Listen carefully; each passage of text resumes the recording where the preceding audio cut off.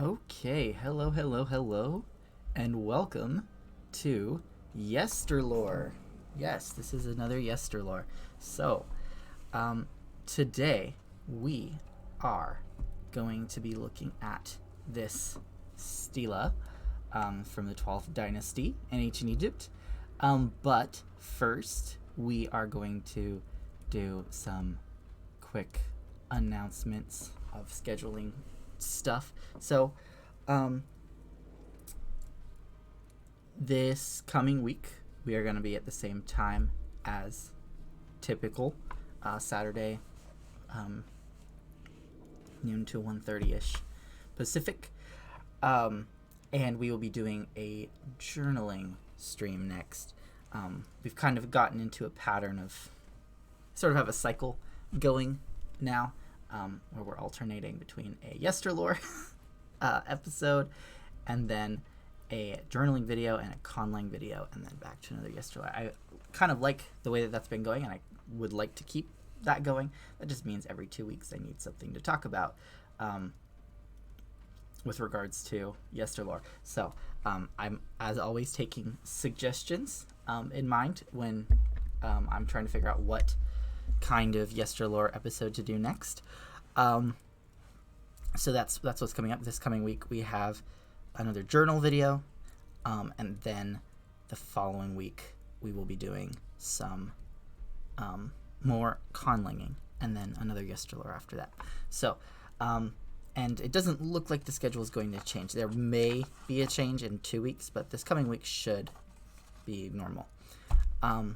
So that's one announcement. Announcement number 2 is, it's not a new announcement, but I just wanted to remind you that I have a Patreon now that is linked in all of the places, including the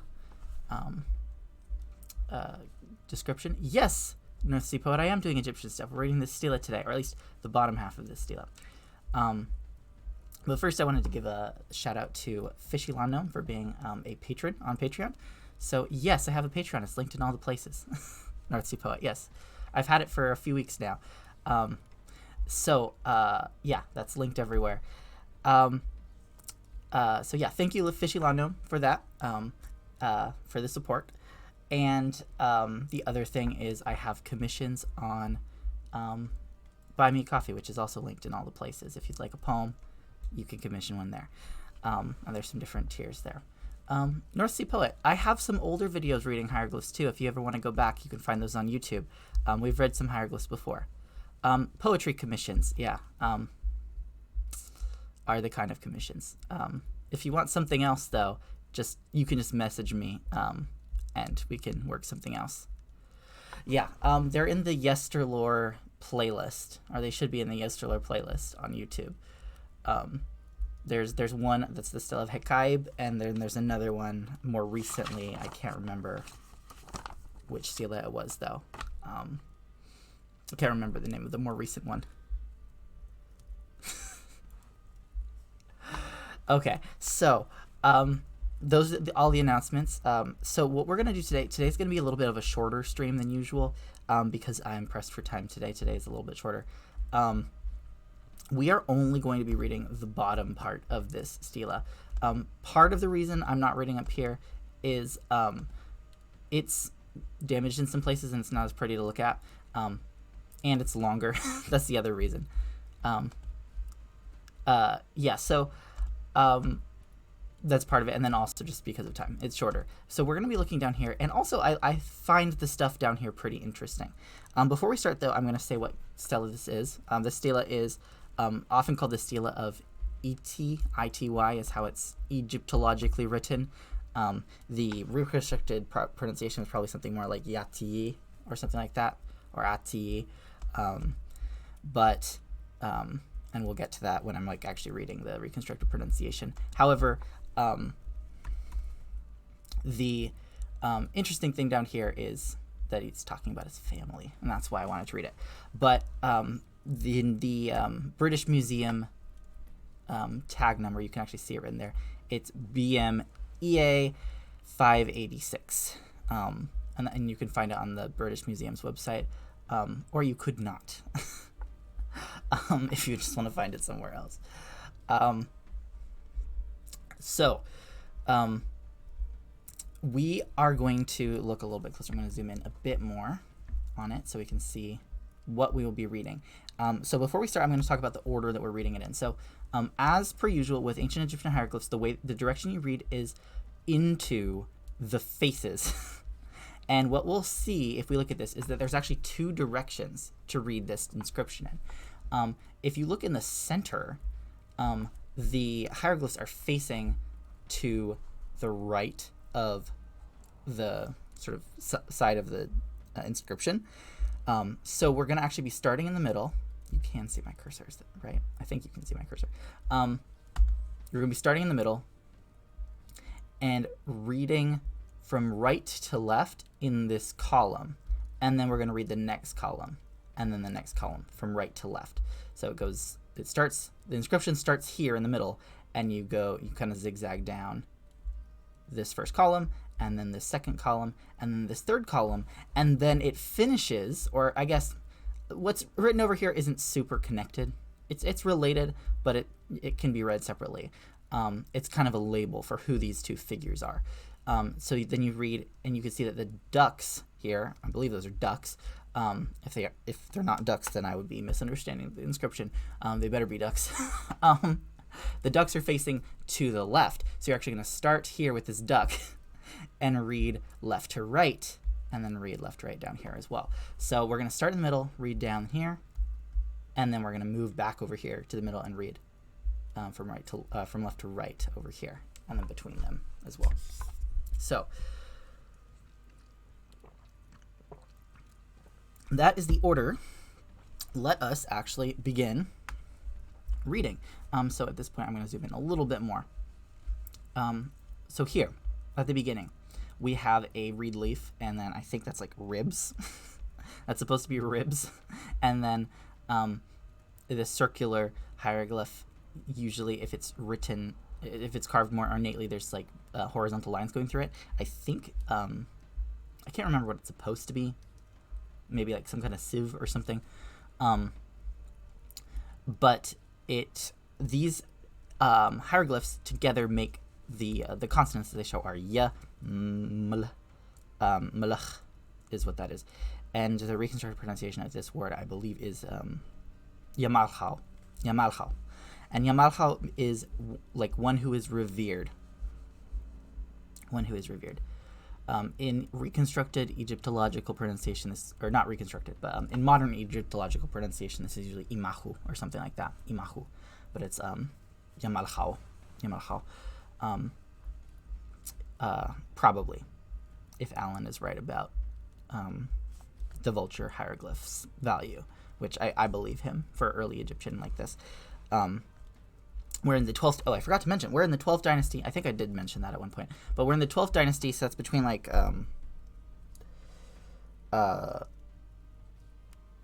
between like 1990-ish BC to like 1800-ish BC, maybe a little later, 1790 something. So that's sort of how far back we are in time. So this is like early Middle Egyptian for the 12th dynasty. So some of the consonants that eventually just become like glottal stops and then yeet are still present probably during this period. So yeah, yamalchal, and this means one who's revered, so someone who's honored or revered. Oops, I totally just ruined everything. Okay. We're more zoomed in, but that's going to be fine, because now we see the little flag, and then T, and then we see a little horned viper underneath it. You can barely see it, but you can see another one down here a little bit more clearly. It's a horned viper. So the flag here is representative of the word nachar, which means God or gods. Well, no, nacharu is gods. But nachar is God. And then the T with the horned viper, that is usually representing the word yati, which means father. And so What this probably would read as is actually yati nachar, but you put the nachar hieroglyph first in what is called honorific transposition. I've talked about this in previous hieroglyph readings, where certain words get written not in their grammatical order because they're important. So you move them out of order because they need to come first. Like the word God needs to precede the word father, even though in speech this would be yati nacha, father. You'd say father and then God. But what that means is a God's father, father of a God. How can you be the father of a God? That is just a way to say priest. One way to say priest. It's like father in the sense of like caretaker or manager of God.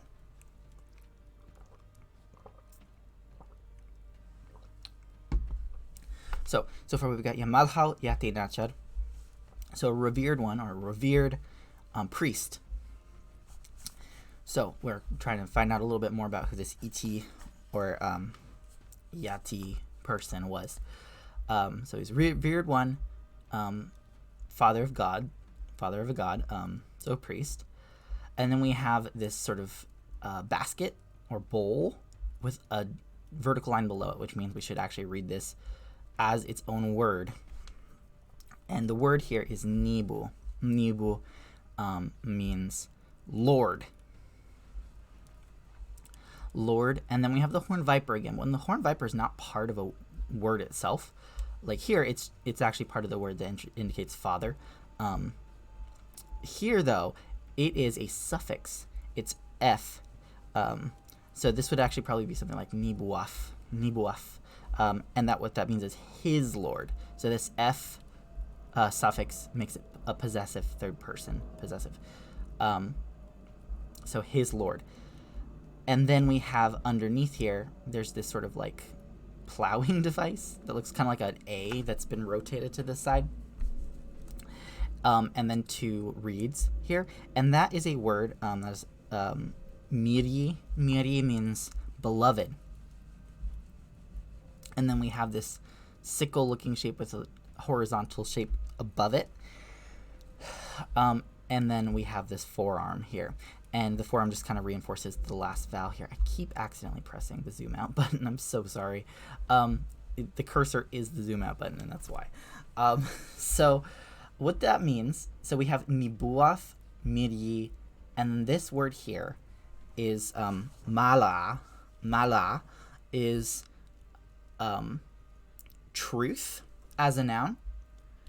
If we put a loaf of bread, a T after it, and then a goddess symbol, that would actually be the goddess Malat, which is the goddess of justice. She's the goddess of truth. She's the one with the feather where you put it on the scale. But yeah, Mala is truth. But here it's sort of more like an adverb describing Miri, because Miri is beloved. So it's like truly beloved, and then Nibuaf is his Lord. So of his Lord, truly beloved. So he is truly loved by his Lord. A revered one, a revered priest, truly beloved by his Lord. Okay. Then we have this this is a head with ears and a neck. And that is actually its own word. But it's being reinforced with this R, this mouth symbol, which represents the consonant R. This word is, I struggle to make this consonant. Harai. Harai. Harai is chief, or like head of something, leader, master. It could also mean front with certain other hieroglyphs. It could be like a preposition like in front of sometimes. But here it's a noun, and it's chief of or master of. And then we have this word, the reconstructed vowels of which I could not figure out, but my guess is it's something like I know what the consonants are, but my guess for the sort of pronunciation of this is something like zashatal.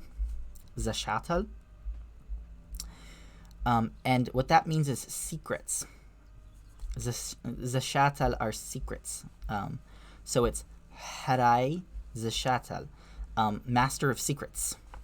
And that is a title. That is a religious official's title. is master of secrets. Often you'd see a formula as Haraisesatal Subia,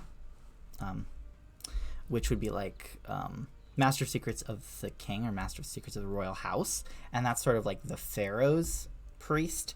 But here it's just a priest of some kind of, which we already got. It's God's father. He's a priest. Master of secrets.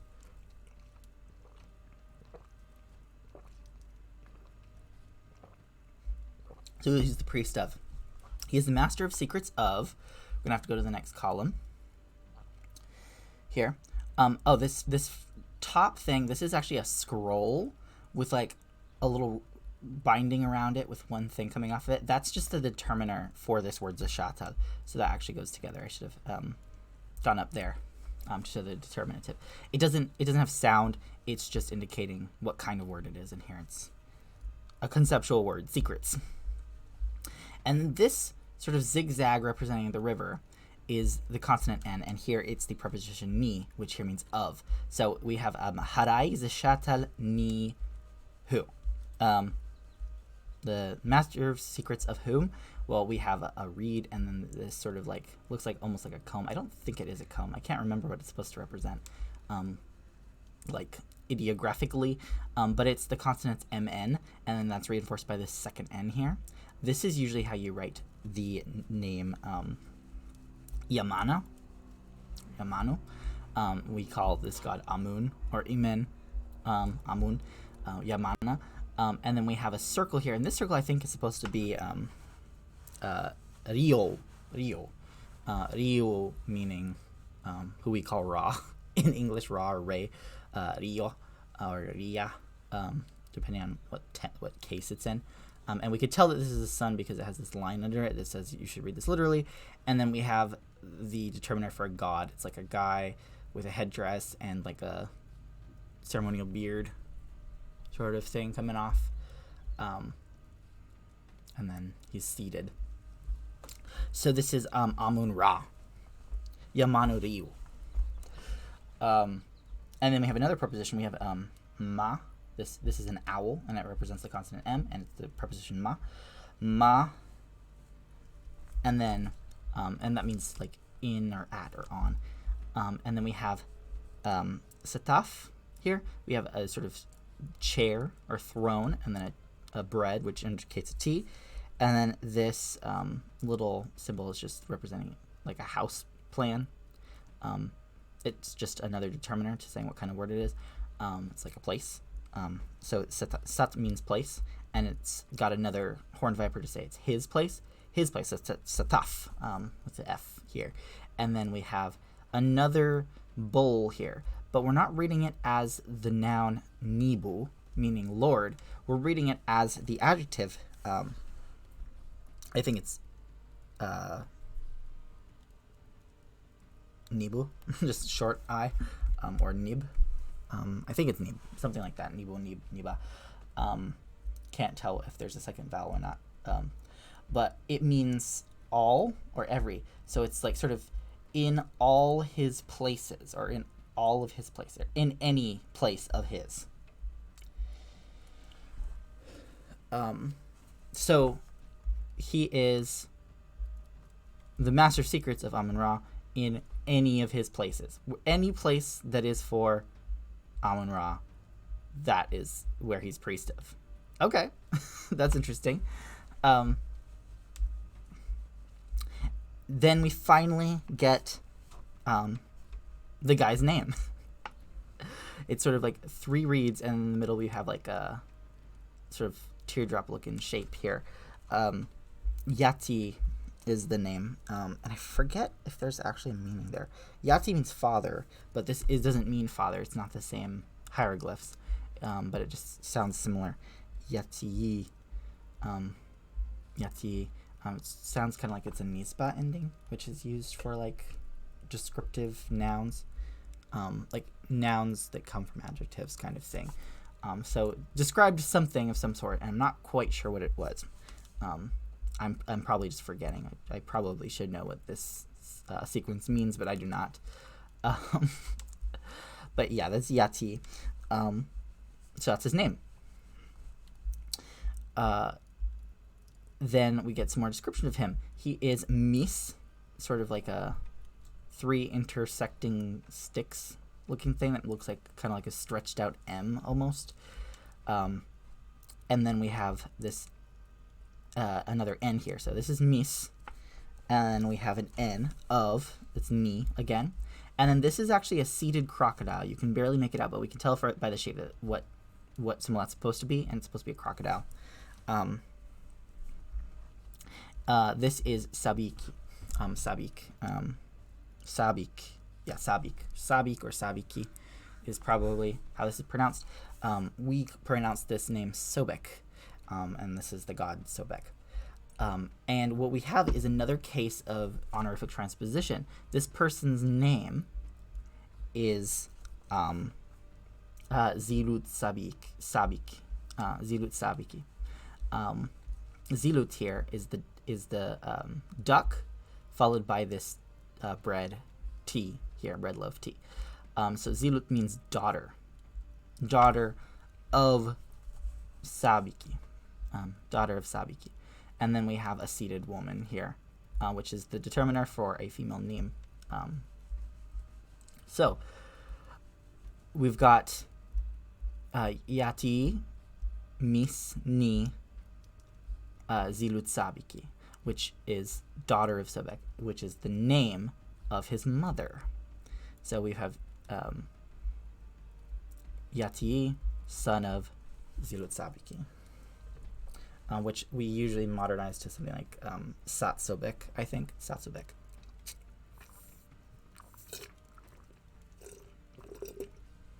Zilut Sabiki. Okay, so let's go through all of what we've read so far. So we have Yamalchal Yati Nachar, Miri Nibuaf Mala. So he's the revered one, father of the god, so priest, truly beloved by his lord, master of secrets, Harai Zashatal, ni Yamanuriu, ma Sataf Nib. So, Master of Secrets of Amun-Ra in all of his places, or any of his places, any place of his. Then we have Yati Misni Zilut Sabik. Yati, E.T., son of Zilut Sabiki, Satsobek. So I'm interested in the fact that he is being... he's being referenced based on his mothering, like his parentage is based on his mother. I think that's interesting.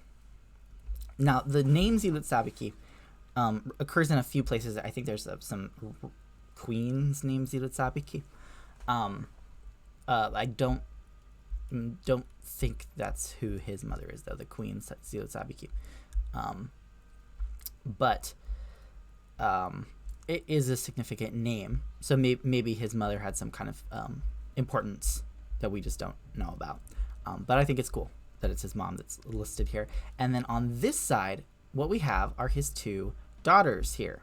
His 2 daughters, and they're smelling flowers. That's kind of nice. These are like lotus motifs. These are the same lotus motif that some clowns think are like a wire to a light bulb or something. In that famous like Dendera light bulb thing, this is the thing that like is holding the light bulb. It's just a lotus flower, and the bulb is actually just like the aroma of the flower coming out, being visually represented with like a circle. Anyways, let's read their names. So yeah, well, all we have over here, the inscription that's going the other direction, is kind of labeling these pictures. We're saying what their names are. And the first daughter's name, so here we have, you can barely make it out, but it says Zilutaf. There is a little horned viper here. It's not really visible. But Zilutaf, meaning his daughter. And then we have, look, it's Sobek again. And then we have another duck. We have a duck. And then we have a crocodile. And we have another duck. And then another bread that's faded over here. And then, so what we have is his daughter's name is Zilut Sabiki. So he named one of his daughters after his mother, which is really pretty. That's really cute. So his daughter, Zilut Sabiki. And then we have Zilut again, another daughter of his. And then we have his other daughter's name. And here we have another honorific transposition. So I'm going to read this again. We have his other daughter's name is Zilut, daughter of, and this is Wasrit. So his other daughter's name. So he has one daughter named Zilut Sabiki, and he has another daughter named Zilut Wasrit. Zilut Wasrit means daughter of Wozret is what we call her, or Uzret. Satusret or Satwozret would probably be the modern Egyptological pronunciation. Wozret is often a title of goddesses.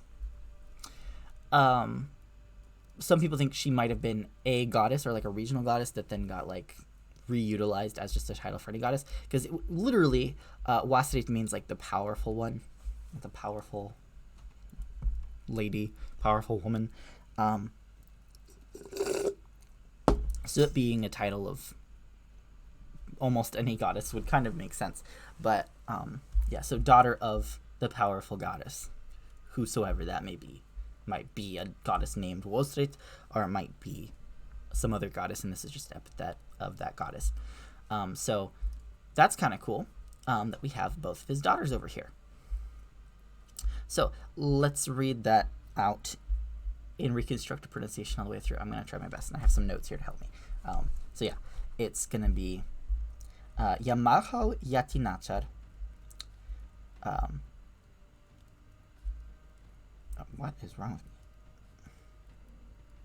Oh yeah, I forgot to say that his lord is also transposed here. I keep misreading that for that reason.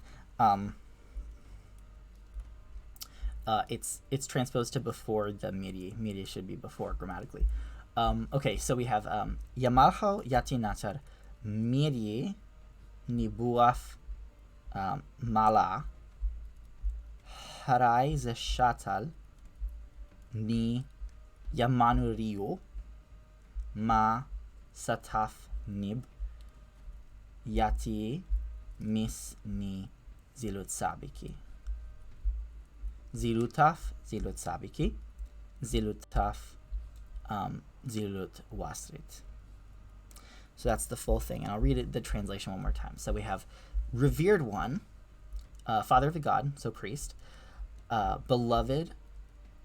truly beloved by his lord, master of secrets of Amun-Ra in any of his places. Yati, son of Zilut Sabiki. Yati, his daughter, Zilut Sabiki. His other daughter, Zilut Wasrit. So that is the bottom of this stela. Maybe in a future yesterlore we can read the top, or there might be another inscription you want me to read. So if you actually have an idea of something in ancient Egyptian you would like me to try to read, please let me know. Or anything else that you would like me to read. If I know the language, I will try my best. Even if I don't know the language, I will try my best to read stuff in the original language, because that's what we do here in yesterlore. So that is all for this stream. I know it was a bit of a shorter one, just because I'm pressed for time, but we actually got through this faster than I thought we could. I don't want to start the top though right now. I know we have a little bit more time, but what I will say is we have the reference to King Keprakare here. That's who that is. This cartouche signifies a royal name, and also we see Biati. Sorry, Biati. That's how you pronounce it. Nisargbeati is king of the Upper and Lower Egypt, and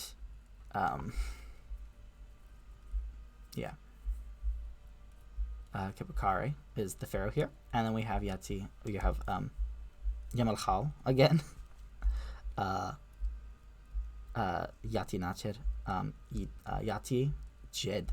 Okay, yeah. So the revered one, the father of the priest, Yati says, or like his speech, because we have F here, Jidef. I was, and then it goes on. It says who he was. Yeah. Anyways,